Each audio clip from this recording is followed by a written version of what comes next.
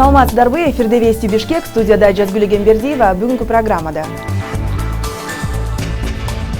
Кыргызстан Максим Бакиевке койгон дооматын кайтарып алды, эми соттошу жеңилдетилген тартипте өтмөкчү. Ооруканалардын ичиндеги дарыканалар дармектерге баасын түшүрбөсө жабылышы мүмкүн. Монополияга каршы мамлекеттик агенттик рейдке чыкты. 111 балдардын ишеним телефону өспүрүмдөр гана эмес, оор кырдаалдагы чоңдор дагы кайрылышат. Ошто юристтер акысыз консультацияларды беришти. Тургундар паспорт, виза алуу жана кыймылсыз мүлктү каттоодогу укуктарын билишти.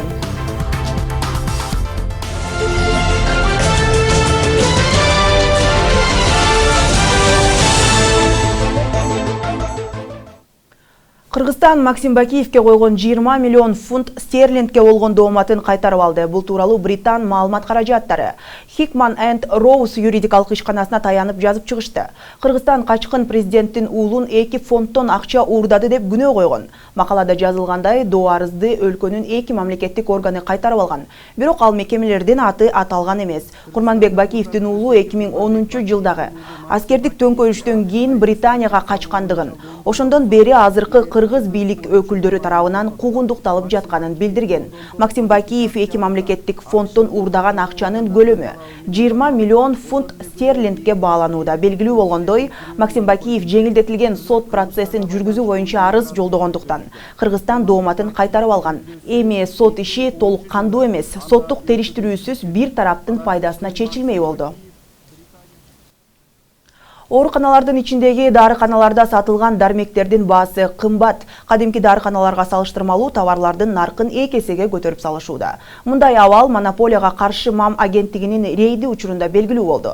Аталган органдын башчысы Болсунбек Казаков биздин редакция менен текшерүүгө чыгып, жөнгө салынбаган баа саясатын далилдеп берди. Оорукана ичиндеги дарыканаларды же таптакыр жаап салыш керек, же болбосо сырттагы дарыканалар менен бирдей баа саясатын жүргүзүш керек. Рейдтин жүрүшүнөн Айнура Исмаилова баяндайт. Таблетка 40 мг 14 таблетка 245 сом. Автовегин раствор. Бул бейтаптарга күнүмдүк зарыл болгон дармектердин тизмеси арасында өтө кымбат делген дары каражаттары да камтылган. Монополияга каршы жөнгө салуу агенттигинин директору Болсунбек Казаков шаардагы бир катар дарыканаларды биз менен бирге эскертүүсүз кыдырып, бааларды салыштырып чыкты. Бир эле дары ар башка дарыканаларда бөлөк баада сатылат экен. Медициналык жайдын ичиндеги дарыканалар чынында сыртта соода кылгандарга караганда айрым дары каражатын кымбат сата турганын жүргүзгөн салыштыруу далилдеп койду. Мисал үчүн күнүгө колдонулуучу дарылардын бири калий хлорид раствор для инъекции. Аптекалар, то есть сырткыда жайгашкан аптекаларда 40-50 сом төп арасында болсо, ичинде жайгашкан аптекаларда 80 сомго чейин. Өзүңүздөр көп болдуңуздар. Актовегин раствор 5 мг номер 5 деген Австриядан чыккан эмеде 600 сомдон 800 сомго чейин болуп атат. Значит, ортосундагы айырмачылык 200 сомго чейин.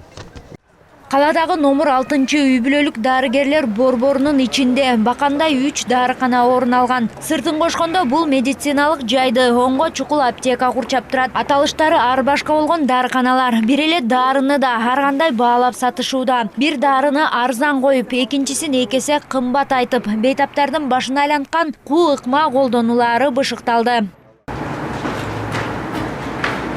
Эми бул шаардагы номер 4-үй бүлөлүк дарыгерлер борбору. Өтө чоң эмес клиникада 3 дарыкана ишин улантат. Оорукана, медициналык борбордун ичиндеги дарыканалар Соода аянтын муниципалдык менчик башкармалыгынан тендер аркылуу ижарага алышат. Саламаттыкты сактоо министрлигинин комиссиясынын руксаты менен ачылган дарыкананын баа саясатына таасир эте албайбыз дейт үй бүлөлүк дарыгерлер борборунун директору Вера Асеева. Дарылары арзан аптека менен жеңилдиги бар, эл үчүн келишим түзсө болоорун айтат. Анында терс жактары жок эмес. На каких аптеках, с какими мы должны работать аптеками? Жеңилдик берилген элге арзан дары алыш үчүн биз бардык дарыканаларга тендер өткөрөбүз. Мисалы, аспирин керек дейли. Дарыны 4 сомго саткан аптека шаардын аркы четинде болуп калат. Дарыгерлер майып же карыяларга ошол жерден дары ал деп жөнөтөбү. Дарыкананын медициналык жайдын ичинде болгону жакшы. Оорукананын ичинде жайгашкан дарыкананын 1 айлык ижарасы 3000ден жогору. Көчөдөгү аптекаларга караганда ижара акысы арзан. Монополияга каршы жөнгө салуу агенттиги медициналык жайлардын ичиндеги дарыканаларда дары-дармектин баасын жөнү жок асмандатып саткан фармацевтик компаниялардын ишин токтотууну демилгелейт. Такыр жабылбаса, дары саткан компаниялар ичара бирдиктүү баа саясатын жүргүзүүсү талап кылынат. Эгер ошол ишкерлер өздөрүнүн баягы бааларын башка түрдө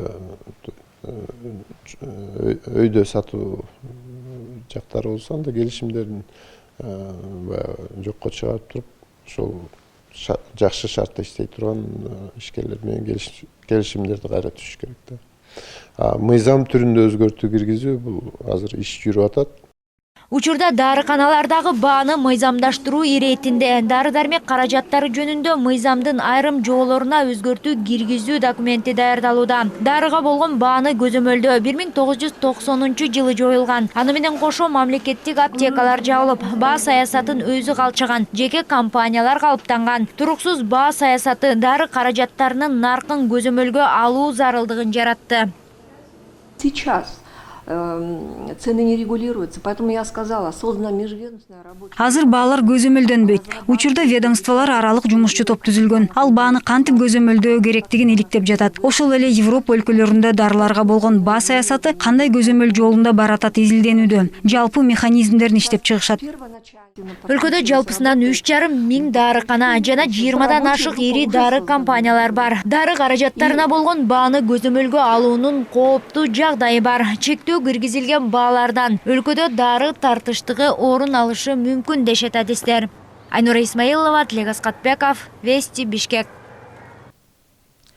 Турак жайларын максатсыз пайдаланган баатир ээлерине салынган айыппулдун көлөмүн жогорулатуу керек. Мындай сунушту Жогорку кеңештин депутаты Кожобек Рыспаев көтөрүп чыкты. Ал административдик кодекске өзгөртүү киргизип, турак жайларын мейманкана, дүкөн же кафе катары колдонгон жарандарга айыппулду жогорулатуу мыйзам долбоорун жазды. Ага ылайык өндүрүш, соода жана тейлөө багытында пайдаланылган баатирлерге айыппулдун көлөмү көбөйөт. Рыспаевдин айтымында тыюу салынганына карабастан, мыйзамсыз ишмердик менен алектенгендердин саны өсүп жатат. Аны менен бирге аталган жайларды кылмыштуулуктун саны көбөйдү. Белгилей кетсек, турак жайларды мейманканаларга айландырууга тыюу салуу мыйзамы буга чейин көтөрүлүп, аталган мыйзам долбоору бүгүн 3-чү окууда каралды. Демилгечилер турак жайлардагы мейманканалар өсүп келаткан муунга терс таасирин тийгизип, криминалдык элементтердин топтолуучу жайларына айланышы мүмкүн деген жүйө келтиришүүдө. Кабат үйлөрдө ушундай тынчын кетирип, элдерге ушундай кичинекей балдары барларга аябай эле бул неудобство создают, наверное. В гостинице однозначно. Турак жайлардын биринчи кабатында түзүлүп калган дүкөндөр шаардын көркүн бузат. Турак үйлөрдү суткага ижарага берип мейманкана кылганы туура эмес деп ойлойм. Я приветствую, потому что аптека она нужна, пожилые люди живут. Кабат үйлөргө дарыкана сыяктуу социалдык маанидеги дүкөнчөлөр болсо каршы эмесмин. Үйдүн баатирлерин ижарага берилишине каршымын.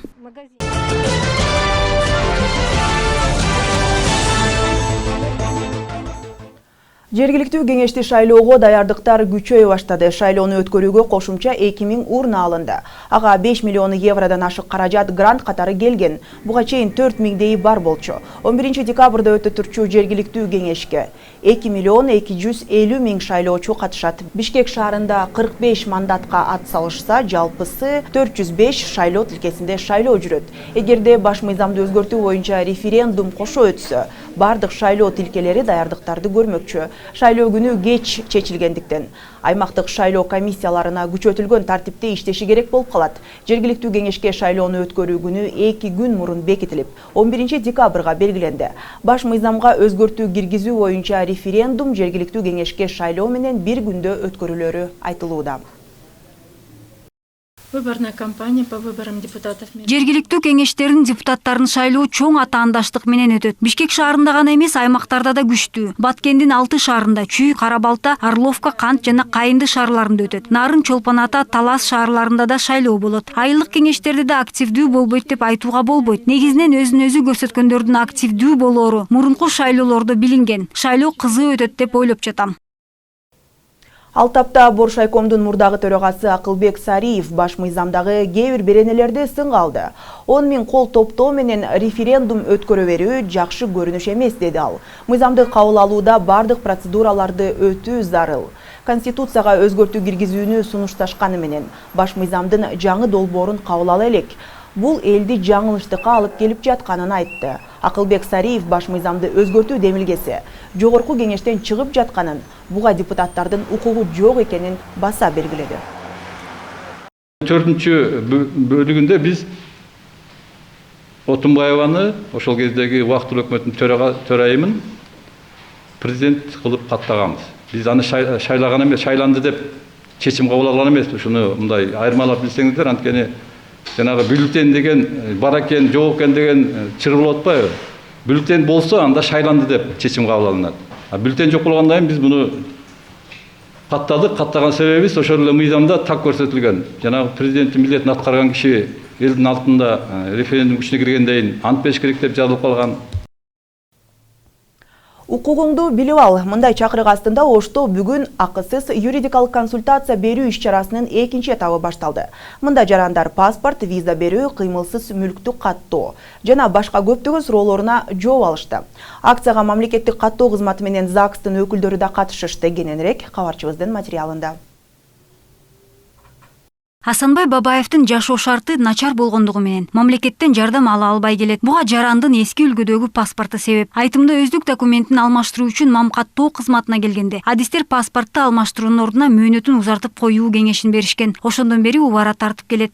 Мен которулган пенсиямды ала албай кыйналып жүрөм. Эски паспортту узартып алгандыктан ар бир чиновникке түшүндүрүп отуруп тажадым. А менин бутум оорукчан. Ошондуктан ушул акысыз кеңеш берерин угуп алып, жардам сурап келдим. Акысыз юридикалык кеңеш берүү иш-чарасы башталбай жатып, жардам алгысы келген жарандардын саны көп болуп, кезекке тизилип алышты. Ар кимисинин көйгөйү ар кандай. Юристтер кайрылгандарды тейлөөгө жетишпей, укуктук жактан маалыматка муктаж болгондордун саны мынчалык күтүшкөн эмес. Биринчи жолу паспорт берүүдө сөзсүз туулгандыгы тууралуу күбөлүк болуш керек. Биз ошонун негизинде паспорт беребиз. Бул учурда кандай болот? Ата-энелер көбүнчөсү паспортты алып берсек болду деп туруп эле түз эле паспорттолорго кайрылат да. Биринчи деген бала туулгандыгы тууралуу күбөлүк алыш керек да. Бул эки маселе бар. Бул жерде биринчиси балдар туулганда күбөлүк албай калгандар, булар азыраак эле болот. Анан көпчүлүк учурларда туулгандыгы тууралуу күбөлүктөрүн жоготуп жибергендер бар. Жарандарга акысыз юридикалык кеп кеңештерди берүү ою жөн жерден чыккан жок. Мыйзамда жазылган укуктарын билбегендиктен жабыркаган адамдардын саны көп дейт Жылдыз Мамбеталиева. Жергиликтүү кеңештердин депутаттарын шайлоо чоң атаандаштык менен өтөт. Бишкек шаарында гана эмес, аймактарда да күчтүү. Баткендин 6 шаарында, Чүй, Карабалта, Орловка, Кант жана Кайынды шаарларында өтөт. Нарын, Чолпон Ата, Талас шаарларында да шайлоо болот. Айылдык кеңештерде да активдүү болбойт деп айтууга болбойт. Негизинен өзүн-өзү көрсөткөндөрдүн активдүү болоору мурунку шайлоолордо билинген. Шайлоо кызуу өтөт деп ойлоп жатам. Тилекке каршы аталган акция бир күнгө гана созулуп, бардык жарандардын суроолоруна жооп берүүгө убакыт жеткен жок. Бүгүн консультацияга келүүгө үлгүрбөй калган тургундар Юстиция министрлигинин өкүлчүлүктөрүнө кайрылып, тиешелүү укуктук жардам алса болот. Бул үчүн министрликте ишеним телефондору иштеп, электрондук почтасы ачылган. Бир күндүк акысыз юридикалык кеңештер өлкөнүн бардык аймактарында жүргүзүлмөкчү. Асель Акматалиева, Медербек Мамбеталиев, Адилет Марсбеков, Ош шаары, Вести, Бишкек.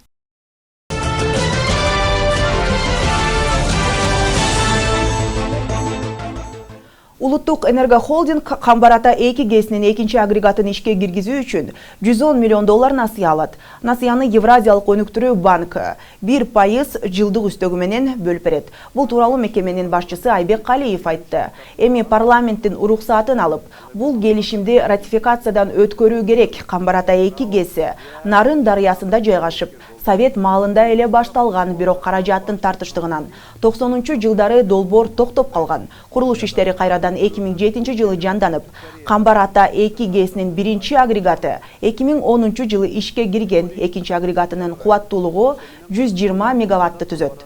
Мындан тышкары Энергохолдингдин башчысы быйыл электр тыш жактан сатып алынбай тургандыгын, электрге болгон баалар өз калыбында калаарын убадалады.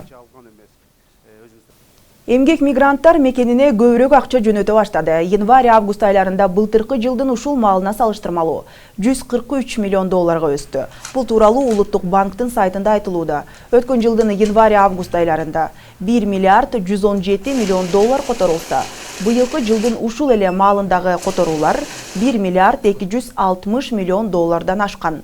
Улуттук банктын маалыматы боюнча каражаттын басымдуу бөлүгү Россиядан келген.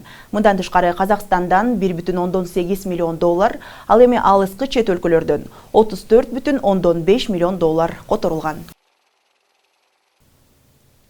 Балдар үчүн ишеним телефон чоңдорду да өлүмдөн куткара баштады. Социалдык өнүгүү министрлигинин алдында уюшулган 111 ишеним телефонуна Баткен облусунун Лейлек районунда кулчулукта жүргөн орто жашар киши кайрылып эркиндикке чыккан. Ошол эле маалда балдардын көйгөйлөрүн чечип, мектеп рекетине кабылган окуучуларды кордуктан арылтууда.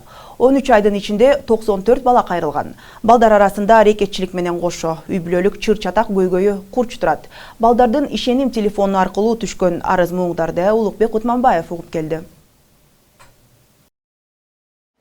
Саламатсызбы, жаш балдар үчүн ишеним телефонун началынан сугуп атабызды.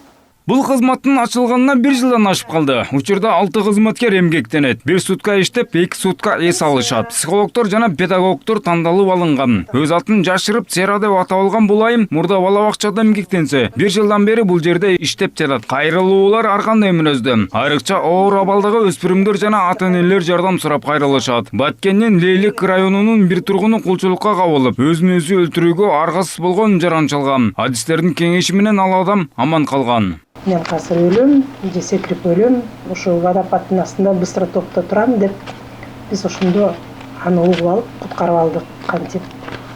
Сүйлөштүк аны менен, кеңеш бердик. Ошентип ошо киши эсине келип, ачуусун тыштап, кийин бизге рахматын айтты.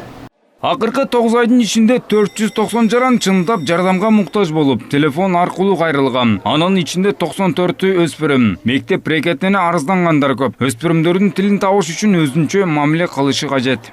Тыйын алып келбесе, ал балдарды мектептен кийин кармап, күчкө салат, кандайча жумуш иштетирет экен. Акчаң жок болсо, мага жумуш иштеп бересиң деп. Ошондой мисалы балдар кантип биз жардам берсек, биз айтабыз, коркпой бизге айтып бер, атын кийим ошо баланы, каякта жашайт, кайсынчы класста окуйт, сен атың айтылбайт, биз өзүнчө чечип коебуз. Негизи балдар үчүн ачылган кызмат. Чоңдордагы кайрылгандыктан кол шилтеп кое албай, баары бир жардам көрсөтүүгө туура келет. Көбүнчө үй бүлөлүк чыр-чатак, бала талашуулар болуп жатканы белгиленүүдө. Кайрылгандардын баарынын үйлөрүнө чейин барып колдоо көрсөтө албаса дагы, айрымдарына жеринен жардам беришет. Ар бир райондо, шаарда социалдык өнүгүү башкармалыктары бар. Мына ошол башкармалыктарга биз тийиштүү ошол жашаган жери боюнча абоненттин тапшырмаларды беребиз. Алар жерлерге чыгып, үй бүлөнүн ичине барып текшерип, анан кийин тийиштүү иш-чараларды жүргүзүшөт да.